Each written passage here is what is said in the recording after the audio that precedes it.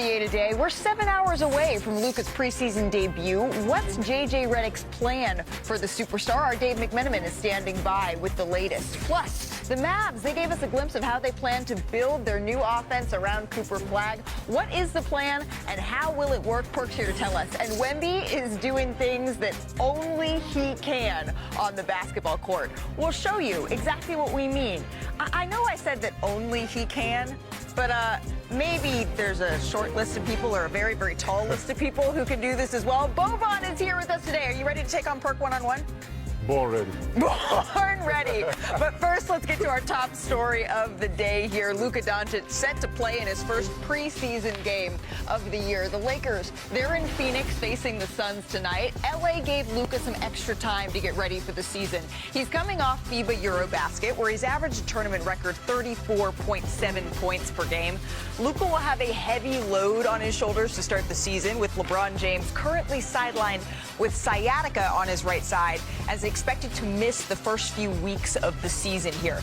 Now, J.J. Redick, he said he plans to play Luka in the final 2 of 3 of these last preseason games here. And if he plays tonight, it would seem likely, right, that Luka's going to miss tomorrow's game against the Mavericks on a back-to-back. We're going to keep a close eye on his status there.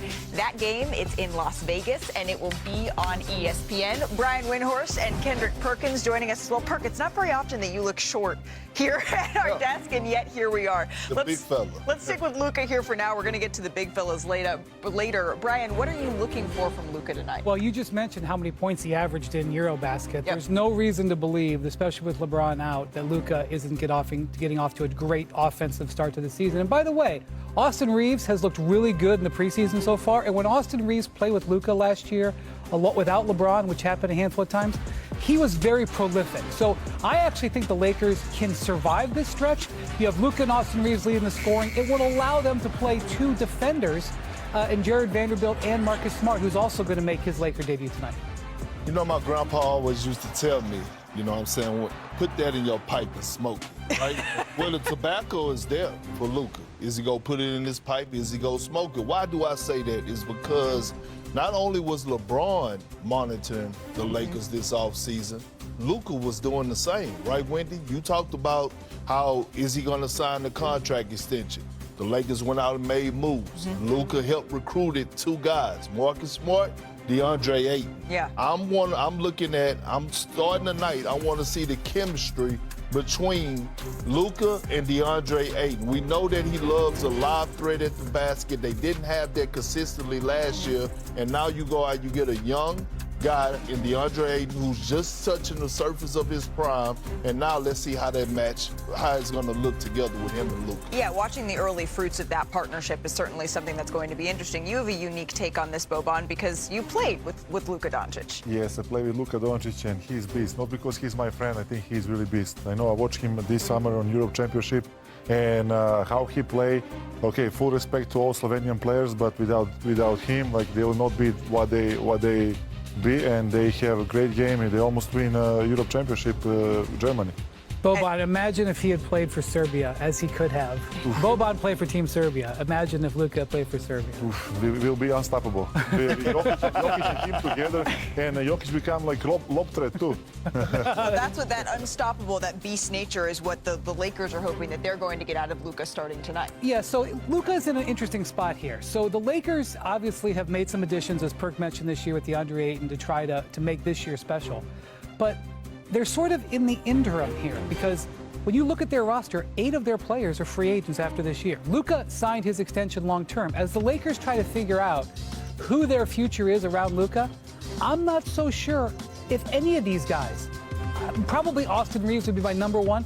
Even LeBron, I don't know where he's going to be next year. So part of this season, while the Lakers try to maximize what they've got, is who amongst these guys are core players alongside Luka for the medium haul? But it might not be none of these guys, to be honest, and that's on Luka, right? You want to be eye candy. You want guys to want to come join and play alongside Luka Doncic, like guys wanted to play with a Steph or a LeBron, or, you know. And so at the end of the day, again, this is his team. You want to make sure that you still have, you know, the mindset, the focus, the discipline to say that, hey, I want to go over there and play with Luka. So, again, it's a test season for them. I get that part, but again, it's a test around the league because all eyes are going to be on Luka And Doncic. including LeBron James, right? Dave McMenamin has talked on this show before about how LeBron early in the season is going to be watching the way that this Lakers group looks. We know that the Lakers outscored opponents by 152 points when Luka was on and LeBron was off last year. That's what they are trying to build on, that team that finished third in the Western Conference. We did have some great action, though, on the court last night. Brian, I know you're not crazy about the preseason, but you got to be crazy about this. Victor put up his biggest game that we have seen thus far. The Spurs in Indy last night. This is how this one went down. Early in the first quarter, the Spurs on the fast break with Wemby leading the break. What? This is what he can do. I mean, in all honesty, he probably should dribble a little bit less, but he's really good with the ball. He's not listening to you here. Gets the steal, runs the floor, lobs it to Stephon Castle. Perk, we're used to seeing him catch the lob. I know, but look, that's the beauty of having a guy that's 7'3", 7'5". Oh! KD and Shaq combined right there. God bless America. A little later in the quarter, Wemby hits the step back three. This package of highlights is crazy. Exactly. 10 now for Wemby. He's made his first 6 shots for anyone who is counting here. Harrison Barnes at the free throw line. Wemby just effortless putback. Easy. You could do that, right? I can do that. I can try to do that. 19 first half points for Victor Wembanyama. And as we mentioned earlier, there's not that many people that can do that flat-footed. Boban is one of them. Third quarter here, Spurs down 9. Barnes lobs it up to Wemby. Perky throws it down again. I mean, that's what I love, though, the mixture. Malika playing inside out, and this young man right here, Dylan Harper. Jesus Christ. Wemby drives, finds Keldon Johnson for the bucket. He had 27 points, 11 rebounds, 4 assists. Hey, Rick Carlisle, what did you think of Wemby in this game? Look, I'm just glad we only see the guy twice a year. And I'd love to see him in the finals. You know, actually it's gonna be 4 times a year this year because we play him again on Friday, which is great because he presents a different kind of challenge, and this is a great opportunity for our centers to have to navigate a different style of unicorn type player. I mean, that's a fact. So Victor is just 21 years old, and his growth plates are still open. When he was a rookie, he was listed at a tiny 7'3". A couple years later, he's now listed as 7'5". And we've seen all types of measurements on Victor's true height. But Boban, you've met him. You've stood next to him. How tall are you officially? I'm officially 7'4". You're officially 7'4". 7'4", maybe something little bit, but. And Wemby, were you looking down at him or looking up at him? I was like, look like this, and I was like, no way. I know because on the paper I was taller. You saw 7'3". I'm 7'4", and I was looking at him. I was like, no way, I'm taller than him. That has to have not happened to you very many times in your life, because just to be only 2 clear, times. I'm wearing about 5-inch heels right now. So if we don't need to show the get closer there. Just to be clear, if we're taking shoes off here, that's the height that we're talking about. There's only a few players where that is the case here, Brian. So look, he was listed at 7'3" as a rookie, but that was a lie. He was not 7'3". I believe he was actually about 7'5".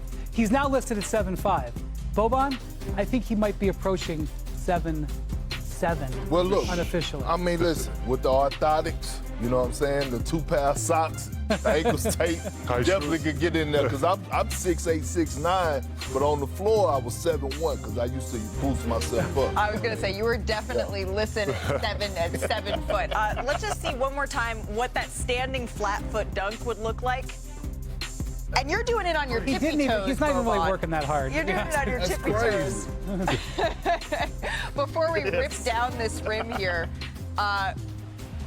this is what we're referring to, how he's able to just flat-footed do that. That's what I do to my sons in the driveway. Lower the basket down, you know what I'm saying, daddy ball. But Boban was doing something pretty similar. But seriously, real talk, Boban was just holding onto the rim on his tippy toes as he is there.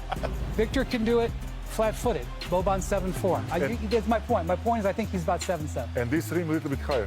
No, And so we just wanted to show you exactly how difficult that is. Hey, we got a lot to get to on this show. Coming up.